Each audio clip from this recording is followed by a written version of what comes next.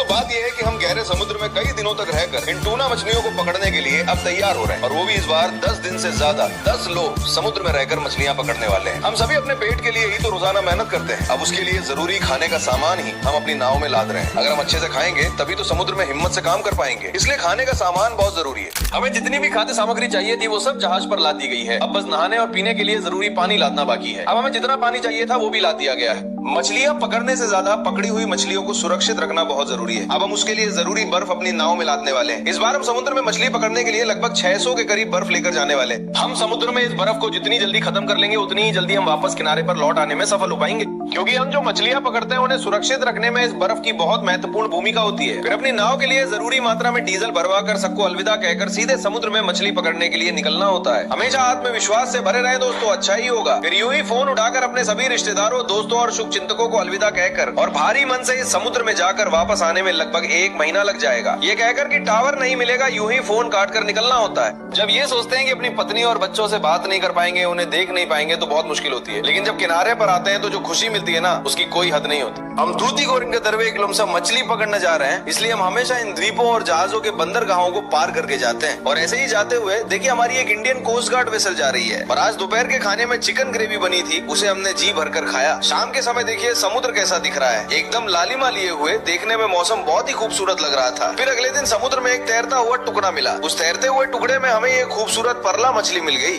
गहरे समुद्र में हम जो मछलियां पकड़ते हैं उनमें सबसे खूबसूरत मछली ये परला मछली ही है। और फिर जब हम समुद्र में जाल डालने की जगह ढूंढते हुए जा रहे थे तभी बारिश भी होने लगी।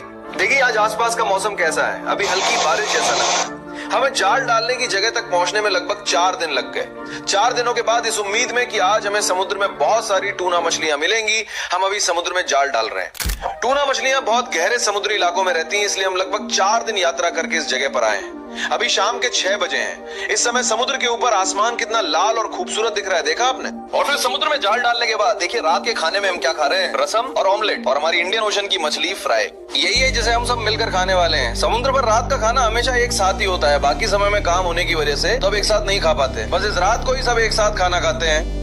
आज रात का खाना खाने के बाद रात 9 बजे सबने एक छोटी सी झपकी ली और रात 1 बजे उठकर जाल बिछाना शुरू कर दिया। आज हमारे जाल में पहली बार में ही ये 2 सूर मछली एक के बाद एक आ गई। आज हमारे जाल में बहुत सारी मछलियां मिलेंगी, ऐसी उम्मीद सभी को थी, लेकिन हमें निराशा ही हाथ लगी।